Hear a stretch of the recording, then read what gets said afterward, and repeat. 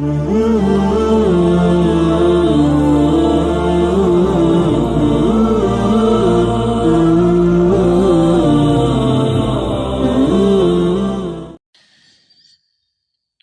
بالله من الشيطان الرجيم بسم الله الرحمن الرحيم قد نرى تقلب وجهك في السماء فلنولينك قبلة ترضاها فول وجهك شطر المسجد الحرام وحيث ما كنتم فولوا وجوهكم شطره وَإِنَّ الَّذِينَ أُوتُوا الْكِتَابَ لَيَعْلَمُونَ أَنَّهُ الْحَقُّ مِنْ رَبِّهِمْ وَمَا اللَّهُ بِغَافِلٍ عَمَّا يَعْمَلُونَ وَلَئِنْ أَتَيْتَ الَّذِينَ أُوتُوا الْكِتَابَ بِكُلِّ آيَةٍ مَا تَبِعُوا قِبْلَتَكَ وَمَا أَنْتَ بِتَابِعٍ قِبْلَتَهُمْ وَمَا بَعْضُهُمْ بِتَابِعٍ قِبْلَةَ بَعْضٍ وَلَئِنِ اتَّبَعْتَ أَهْوَاءَهُمْ مِنْ بَعْدِ مَا جَاءَكَ مِنَ الْعِلْمِ إِنَّكَ إِذًا لَمِنَ الظَّالِمِينَ الَّذِينَ آتَيْنَاهُمُ الْكِتَابَ يَعْرِفُونَهُ كَمَا يَعْرِفُونَ أَبْنَاءَهُمْ وَإِنَّ فَرِيقًا مِّنْهُمْ لَيَكْتُمُونَ الْحَقَّ وَهُمْ يَعْلَمُونَ الْحَقُّ مِنْ رَبِّكَ فَلَا تَكُونَنَّ مِنَ الْمُمْتَرِينَ۔ سورہ بقرہ کی آیت نمبر 144۔ قد نرى تقلب وجهك في السماء، تحقیق ہم دیکھ رہے ہیں تقلب وجهك في السماء، آپ کا بار بار آپ کے چہرے کا بار بار آسمان کی طرف دیکھنا۔ فَلَنُوَلِّيَنَّكَ قِبْلَةً تَرْضَاهَا، پس ہم پھیر دیں گے آپ کو قبلتاً، ایسے قبلے کی طرف، ترضاها جس کو آپ پسند کرتے ہیں۔ فَوَلِّ وَجْهَكَ شَطْرَ الْمَسْجِدِ الْحَرَامِ، پس پھیر لیجئے اپنے چہرے کو مسجد حرام کی جانب۔ وَحَيْثُ مَا كُنْتُمْ، جہاں بھی تم ہو، فَوَلُّوا وُجُوهَكُمْ شَطْرًا، پس اپنے چہروں کو اسی کی جانب پھیر لو۔ وَإِنَّ الَّذِينَ أُوتُوا الْكِتَابَ، بے شک وہ لوگ جن کو کتاب دی گئی، لَيَعْلَمُونَ أَنَّهُ الْحَقُّ مِنْ رَبِّهِمْ، وہ جانتے ہیں کہ بے شک یہ حق ہے ان کے رب کی طرف سے۔ وَمَا اللَّهُ بِغَافِلٍ عَمَّا يَعْمَلُونَ، اللہ تعالیٰ غافل نہیں جو وہ عمل کرتے ہیں۔ وَلَئِنْ أَتَيْتَ الَّذِينَ أُوتُوا الْكِتَابَ بِكُلِّ آيَةٍ مَا تَبِعُوا قِبْلَتَكَ، اور اگر آپ لے آئیں الذین اوتوا الکتاب، اہل کتاب کے پاس، بکل آیت، ہر قسم کی نشانی، ما تبعوا قبلتک، وہ آپ کے قبلے کی پیروی نہیں کرنے والے۔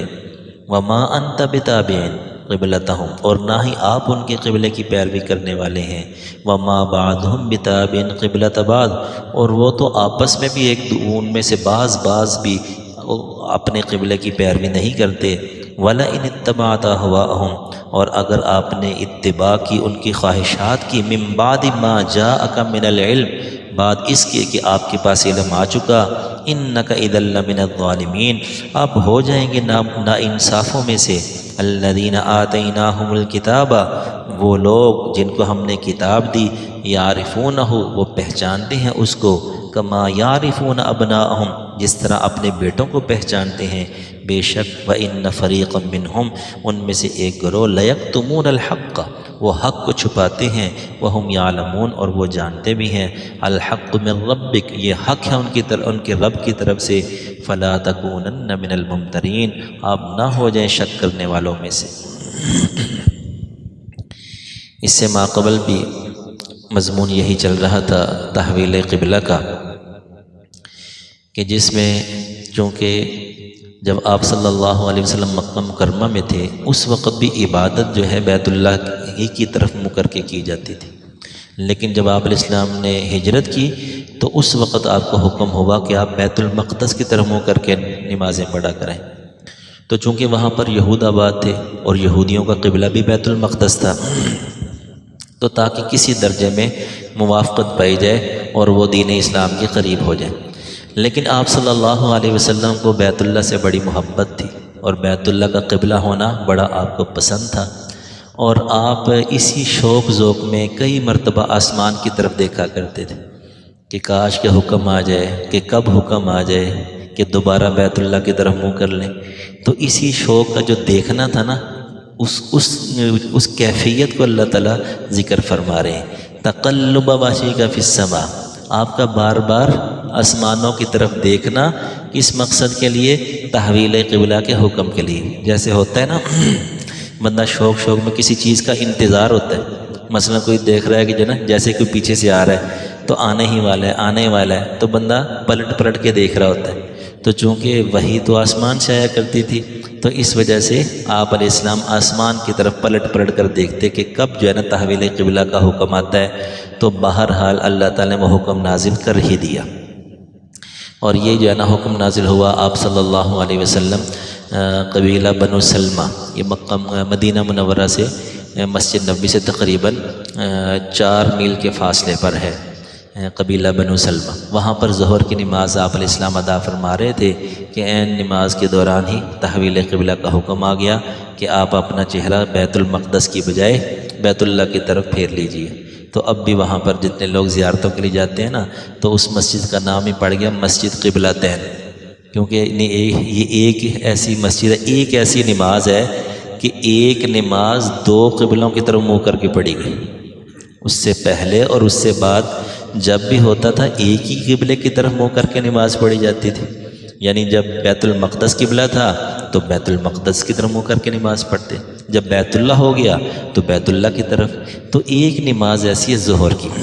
جس میں یہ حکم نازل ہوا، وہ واحد نماز ایسی ہے کہ وہ 2 قبلوں کی طرف منہ کر کے نماز پڑھیں گے۔ شروع تو بیت المقدس کی طرف کی، لیکن درمیان میں حکم نازل ہو گیا تو نماز توڑی نہیں، اسی نماز میں آپ علیہ السلام پھر گئے۔ تو اب بھی جب آپ حضرات انشاءاللہ اللہ پاک آپ سب کو لے جائیں تو جب آپ جائیں گے تو وہاں پر وہ نشان بنا ہوا ہے کہ یہ بیت المقدس کی جانب اور یہ بیت اللہ کی طرف۔ تو بہرحال پھر حکم نازل ہو گیا کہ آپ اپنا چہرہ بیت اللہ کی طرف پھیر لیجئے۔ اب یہاں پر جو لوگ جن کو بیت اللہ نظر آ رہا ہو ان کے لیے تو عین کعبہ یہ قبلہ ہے، اگر اس سے ہٹ کے نماز پڑھیں گا تو نماز نہیں ہوگی، چونکہ قبلہ رخ ہونا یہ فرض ہے، جس طرح کپڑے کا پاک ہونا، جگہ کا پاک ہونا یہ فرائض ہے نا، اسی طرح اپنا رخ قبلہ کی طرف کرنا یہ بھی فرض ہے۔ تو جن کو تو بیت اللہ نظر آ رہا ہو وہ تو عین قبلہ ہے، تو عین کعبہ کی طرف رخ رکھیں گے تو نماز ہوگی، اگر تھوڑا سا بھی آگے پیچھے پھر جائیں گے نماز نہیں ہوگی۔ اور جو لوگ باہر ہوں جن کو بیت اللہ نظر نہیں آ رہا ان کے لیے مسجد حرام قبلہ ہے۔ مسجد حرام تو بہت بڑی ہے، پوری دنیا کے اندر جتنے بھی عبادت خانے ہیں سب سے بڑی مسجد حرام ہی ہے۔ تو اب چونکہ قبلے میں وسعت چاہیے تھی نا، کہ کتنی دور مشرق سے مغرب، شمال، جنوب ہر طرف مسلمان ہیں، اور انہوں نے ہر ایک نے نماز کے اندر جہت بیت اللہ کی طرف ہی کرنی ہے۔ تو اگر صرف بیت اللہ ہی قبلہ رکھا جاتا تو یہ بڑا مشکل ہو جانا تھا، کہ چونکہ چھوٹی سی عمارت ہے تو جس کا رخ بیت اللہ کی طرف نہیں ہوگا اس کی نماز ہی نہیں ہوگی۔ تو اللہ تعالیٰ کا یہ بھی فضل ہے کہ اللہ نے مسجد حرام کو بنایا، فَوَلِّ وَجْهَكَ شَطْرَ الْمَسْجِدِ الْحَرَامِ، یعنی جو بیت اللہ کے ارد گرد جتنی بڑی مسجد ہے، اب تو ماشاءاللہ بہت بڑی مسجد ہوگی، تو جتنی وسعت ہوتی جائے گی اتنا ہی جو ہے نا یہ قبلہ پھیلتا جائے گا۔ تو مسجد حرام کی جانب اب جتنی بھی مساجد ہیں عین کعبہ دیکھا جائے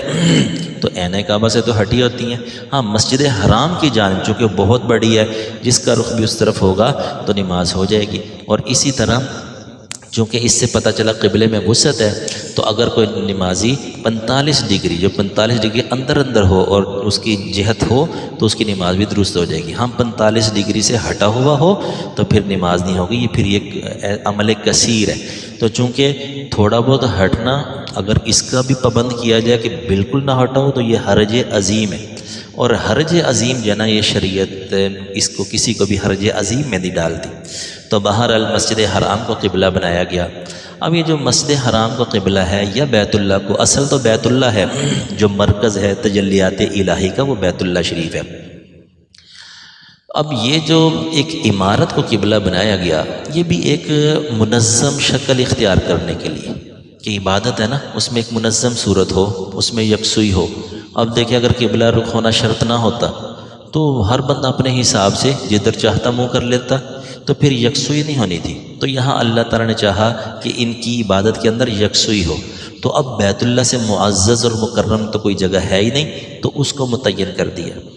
اسی وجہ سے کہ چونکہ بیت اللہ کی عمارت مقصود نہیں ہے، اصل استقبال مقصود ہے، عبادت اللہ تعالیٰ کی مقصود ہے۔ تو ایک ہندو لیڈر گزرے دیانند سرسودی، اس نے ہمارے جو حضرت بانی دارالعلوم دیوبند حضرت مولانا قاسم نانوتوی رحمۃ اللہ علیہ، تو ان پر یہی اعتراض کیا نا کہ ہم جو ہے نا پتھر کو پوجتے ہیں، بت کی طرف منہ کرتے ہیں، تو تم جو ہے نا ہم پر فتوے لگاتے ہو، اور خود جو ہے نا تم وہ جو بیت اللہ ہے وہ بھی تو پتھر کا ہی ہے، اور تم بھی اس کی طرف منہ کر کے نمازیں پڑھتے ہو۔ تو حضرت نے بڑا تفصیلی اس کا جواب دیا۔ تو اس کا خلاصہ یہ ہے کہ دیکھیے کہ بیت اللہ کی عمارت مقصود نہیں ہے، حالانکہ جو بت ہوتے ہیں نا، بت جو پتھر ہوتے ہیں نا، وہ پتھر ہی مقصود ہوتا ہے، وہ مٹی کا بنا ہے، پتھر کا بنا ہے، وہی مقصود ہوتا ہے۔ اگر اس کو اٹھا کے کسی اور طرف رکھ دیں تو وہ ادھر منہ کر لیں گے، کیونکہ مقصود وہ بت ہے۔ اور ہمارے یہاں پر جن پتھروں سے بیت اللہ بنا ہوا ہے وہ پتھر مقصود نہیں ہے۔ اس کی دلیل دیتے ہیں علماء کہ حضرت عبداللہ بن زبیر رضی اللہ تعالیٰ عنہ، ان کے جب وقت تھا ان کی خلافت میں، جب بیت اللہ کی نئی تعمیر کی گئی تو ساری تعمیر بیت اللہ کی عمارت کو گرا دیا گیا اور کناتیں لگا دی، پردہ کر دیا گیا۔ اب پتھر وہاں پہ کوئی بھی نہیں ہے، پھر بھی مسلمان اسی کی جہت منہ کر کے نمازیں پڑھے جو اندر موجود ہیں،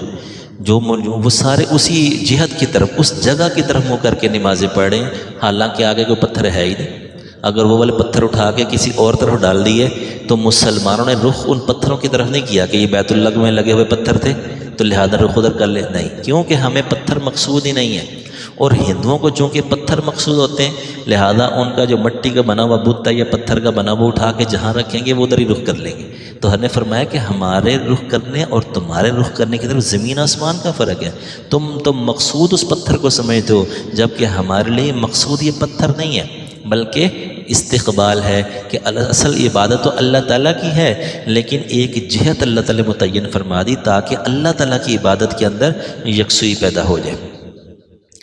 اسی طرح کہ اب آگے جو فرمایا کہ وَلَئِنْ أَتَيْتَ الَّذِينَ أُوتُوا الْكِتَابَ بِكُلِّ آيَةٍ مَا تَبِعُوا قِبْلَتَكَ، بلکہ کہ جو اہل کتاب ہیں وہ جانتے ہیں کہ یہ تحویل قبلہ کا حکم برحق ہے۔ اب اس کی کہ جب آپ صلی اللہ علیہ وسلم ہجرت کر کے مدینہ منورہ آئے تو ہر صفیہ رضی اللہ تعالی عنہا، ان کے والد اور ان کے چچا جو کہ یہودی تھے، تو یہ یہودی بھی آئے، وہ یہودی عالم تھے، تو وہ آئے، جب انہوں نے آ کے آپ اسلام سے گفتگو کی تو ان کی گفتگو، آپ اسلام گفتگو سے پتہ چلا تو یہ تو واقعی نبی برحق ہیں۔ جتنی علامتیں تھیں وہ چونکہ تورات انجیل میں لکھی ہوئی تھیں تو وہ تورات کے عالم تھے، تو وہ پہچان گئے کہ یہ نبی برحق ہے۔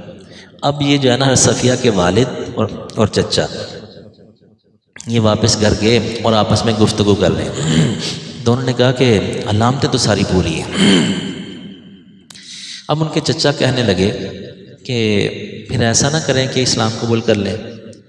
تو ہر صفیہ کے والد نے کہا ہرگز میں تو قبول نہیں کروں گا،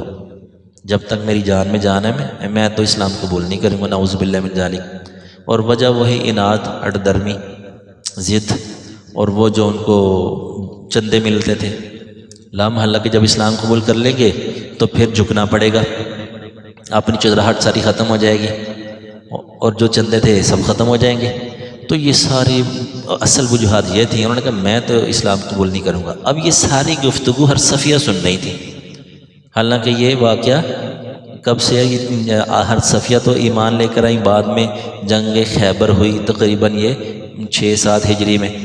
اور اس وقت جب جو ہے نا جنگ خیبر یہودیوں کا وہ قلعہ برباد ہوا، اس میں کتنے جو ہے لوگ غلام اور لونڈیاں بن کے آئے، ہر صفیہ بھی یہ باندی بن کے آئیں، تو آپ علیہ السلام نے ان کو آزاد کر کے نکاح کر لیا ان سے۔ تو یہ تو بڑی بعد میں مسلمان، جب مسلمان ہوئی تو پھر انہوں نے اپنے والد اور چچا کی گفتگو سنائی، اور اس میں یہ تھا کہ ایک علامت انہوں نے یہ بیان کی کہ یار یہ نبی برحق ہیں۔ کیوں کہ جو نبی برحق ہے نا، آخری نبی، ان کی ایک علامت تورات میں یہ لکھی ہے کہ ان کا جو قبلہ ہے نا وہ پہلے تو بیت المقدس کی طرف منہ کر کے نمازیں پڑھیں گے،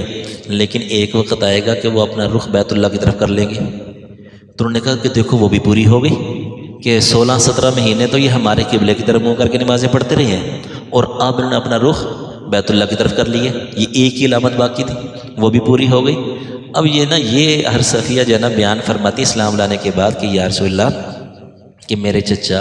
اور والد کے درمیان یہ گفتگو ہوئی تھی کہ ایک علامت جو رہ گئی تھی وہ بھی پوری ہو گئی۔ تو اللہ تعالیٰ اسی وجہ سے یہ فرما رہے ہیں کہ وَإِنَّ الَّذِينَ أُوتُوا الْكِتَابَ، جو اہل کتاب ہے نا، لَيَعْلَمُونَ، وہ جانتے ہیں کہ أَنَّهُ الْحَقُّ مِن رَبِّهِمْ، یہ تحویل قبلہ کا حکم یہ حق ہے۔ اہل کتاب کو پتہ ہے کہ یہ حکم ہونا ہی ہونا ہے کہ قبلے کا حکم پھرنا ہے، کہ بیت المقدس سے بیت اللہ کی طرف ہونا ہے، تو وہ جانتے ہیں کہ یہ برحق ہے۔ وَمَا اللَّهُ بِغَافِلٍ عَمَّا يَعْمَلُونَ، اللہ تعالیٰ غافل نہیں ہے جو یہ عمل کرنے ہیں۔ پھر آگے اللہ تعالیٰ فرماتے ہیں کہ یہ جو خطاب ہوتا ہے نا نبی کو کہ اگر آپ ان کی خواہشات کی پیروی کریں گے تو لہذا آپ ہو جائیں گے ظالمین میں سے، ناانصافوں میں سے، یہ اصل خطاب تو امت کو ہوتا ہے۔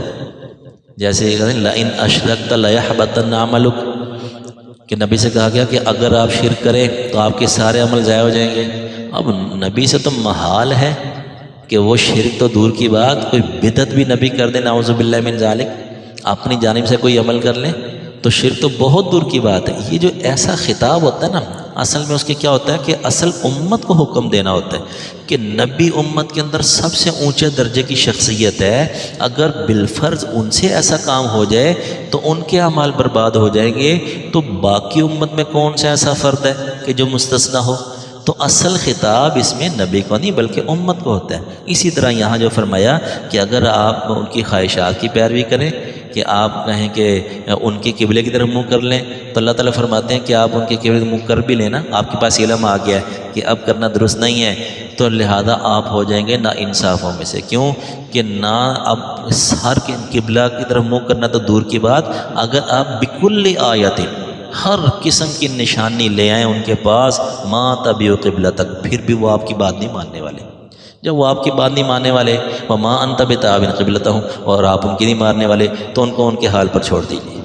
اور یہ ایسے لوگ ہیں کہ یہ آپ کو اس طرح پہچانتے ہیں جس طرح اپنے بیٹوں کو پہچانتے ہیں۔ الذین آتیناہم الکتاب، اہل کتاب، یعرفونہ، یا آپ کو اس طرح پہچانتے ہیں جس طرح اپنے بیٹوں کو پہچانتے ہیں۔ حضرت عبداللہ بن سلام رضی اللہ تعالیٰ عنہ فرماتے تھے کہ مجھے اپنے بیٹے کے بارے میں شک ہو سکتا ہے کہ میری بیوی نے خیانت کی ہو، لیکن آپ کے نبی برحق ہونے مجھے شک نہیں ہے، کیونکہ وہ یہودی عالم تھے تو انہوں نے وہ تورات بھی پڑھی ہوئی تھی، ساری علامتیں پڑھی ہوئی تھیں، تو لہذا وہ کہتے تھے کہ میں ہر وقت تو اپنی بیوی کے ساتھ نہیں ہوں، ممکن ہے میرے جو بیٹے کی بیوی ماں ہے وہ کوئی خیانت کر لے۔ تو اللہ تعالیٰ یہاں کیا فرما رہے ہیں؟ کیا فرما رہے ہیں کہ جس طرح تم اپنے بیٹوں کو پہچانتے ہو، اور بیٹیوں کو نہیں کہا، بیٹوں کو، کیونکہ بیٹا جو ہے نا باپ کے ساتھ ساتھ رہتا ہے، تو بیٹے سے زیادہ پہچان کس چیز کی ہو سکتی ہے؟ تو اللہ تعالیٰ اس طرح مضبوطی سے فرما رہے ہیں کہ یہودیوں کے گویا کہ دلوں کا راز بیان فرما رہے ہیں کہ یہ آپ کے نبی برحق ہونے کو ایسے پہچانتے ہیں جیسے اپنے بیٹوں کو پہچانتے ہیں، لیکن ظالم بڑے ہیں یہ۔ وَإِنَّ فَرِيقًا مِّنْهُمْ، پھر بھی ان میں سے ایک گروہ ایسا ہے لَيَكْتُمُونَ الْحَقَّ، کہ وہ حق کو چھپاتا ہے، کہ یہ نہیں بتاتا کہ آپ آخری نبی ہیں، ہماری تورات میں بھی لکھا ہوا ہے، آپ آخری نبی انجیل میں بھی لکھا ہوا ہے، یہ نہیں بتائیں گے کبھی بھی۔ وَهُمْ يَعْلَمُونَ، اور وہ جانتے بھی ہیں الحق مِن ربک، یہ بات برحق ہے آپ کے رب کی طرف سے۔ فَلَا تَكُونَنَّ مِنَ الْمُمْتَرِينَ، آپ شک میں پڑنے والے میں سے نہ ہو جائیے۔ اب نبی تو شک کر ہی نہیں سکتا، نبی تو اپنی نبوت پر اور وحی پر قطعی یقین ہوتا ہے۔ اب یہاں پر کیا پھر امت کو کہہ دیا کہ امت کو بتا دیا کہ تم شک نہ کرو، چونکہ سب سے پہلی چیز شک ہوتی ہے،